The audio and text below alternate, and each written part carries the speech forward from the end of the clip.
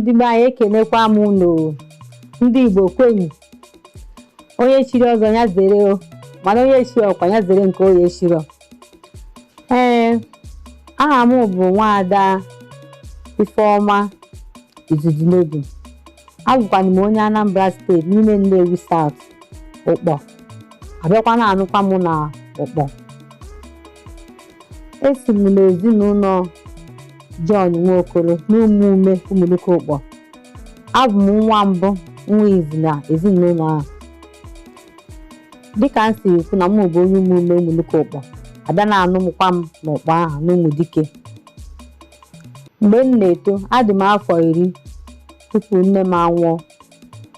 Amakere m ọtụtụ ihe n'ebe nne m nọ, mana ọ bụ nna m bụ onye kwadoro m wee zụpụta m bụrụ mmadụ tupu alụọ m alụmdi. Agakwara m akwụkwọ m n'ala Igbo,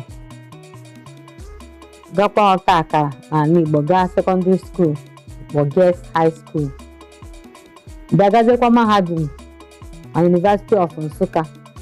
Emere m ihe a na-akpọ ndị oyibo na-akpọ accountancy.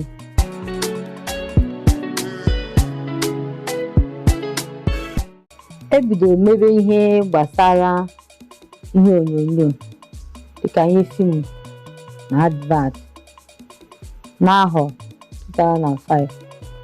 Ma mgbe m bịazi mụwazie nwa, bịa kwụsị ihe gbasara ụmụ ihe ndị a ka m wee nwee ike chịkọta lekọta ụmụ m na ezinụlọ m anya. Mana ugbu a dịka o si wee kwuo, agafechago m n'ihe gbasara ụmụ amụsigo m.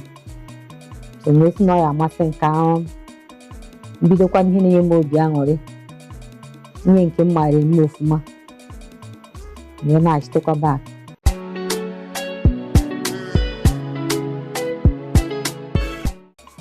Ihe m nwere ike ikwu gbasara anya bụ Nollywood industry na ọ dị mma ka anyị na-akpakọrịta, ka anyị jiri eziokwu na-aga, fụọ onwe anyị n'anya, bịakwa na-agbazi dịka ndị ka na-ebunite ebunite.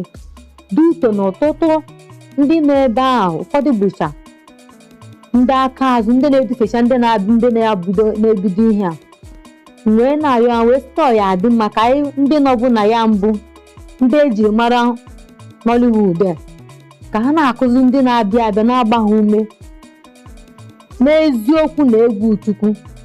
Maka na ọtụtụ imilikiti nọ n'ime Nollywood ejiri eziokwu aga, ha na-edufe ụfọdụ ndị mmadụ edufe, ụfọdụ na-atụ asị. Wee na ya na ọ ga-amasị m ka ha were eziokwu na-aga ya bụ njem, na-alụ ya bụ ọlụ, maka na ya were eziokwu na Chineke ga-anọnyere ha.